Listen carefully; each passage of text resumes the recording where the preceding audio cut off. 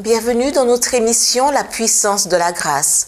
Le titre de la méditation est Un médiateur disponible, en qui nous avons, par la foi en lui, la liberté de nous approcher de Dieu avec confiance. Éphésiens 3, verset 12. Parfois, les ténèbres et le découragement environneront l'âme et menaceront de nous submerger.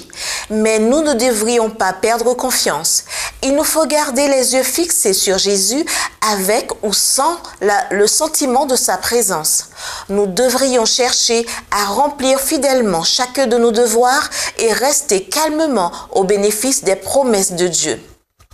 Parfois, un sentiment profond de notre indignité touchera douloureusement notre âme, mais ceci ne prouve pas que Dieu a changé à notre égard, ni nous-mêmes à son égard. Nous ne devrions pas faire aucun effort pour conduire l'esprit à un certain degré d'émotion.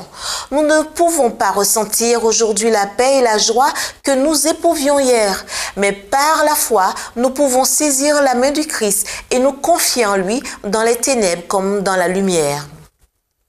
Satan peut murmurer « Tu es trop grand pécheur pour que le Christ te sauve », alors que vous reconnaissez que vous êtes effectivement pécheur et méprisable. Vous pouvez affronter le tentateur avec ce cri « En vertu de son sacrifice, je proclame que le Christ est mon sauveur. Je ne me confie pas en mes propres mérites, mais dans les mérites du précieux sang de Jésus qui me purifie. En cet instant, mon âme sans force s'attache au Christ. » Ne vous découragez pas si votre cœur vous semble dur. Tout obstacle, tout ennemi intime de l'âme ne fait qu'augmenter votre désir d'appartenir au Christ qui est venu pour ôter votre cœur de pierre et pour le remplacer par un cœur de chair. Adressez-vous au Seigneur pour lui demander la grâce spéciale de surmonter vos fautes particulières. Appelez le Sauveur à votre secours pour qu'il vous aide à sacrifier vos idoles et à chasser les péchés que vous caressez.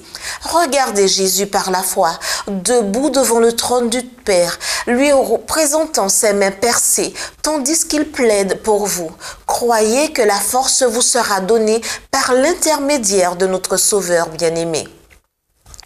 Si nous laissions nos esprits s'attarder davantage sur la contemplation du Christ et sur le royaume céleste, nous trouverions un puissant stimulant. À côté de la beauté du Seigneur, tous les charmes de la terre nous paraîtraient sans intérêt. C'était notre émission La puissance de la grâce.